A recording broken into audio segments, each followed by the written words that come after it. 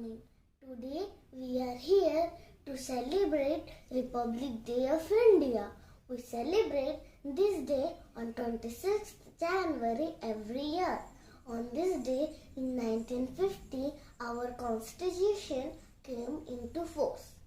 Our national flag has three colors: saffron, white and green. At the center is the Shuka Chakra, which teaches us to always move on the path of truth and honesty.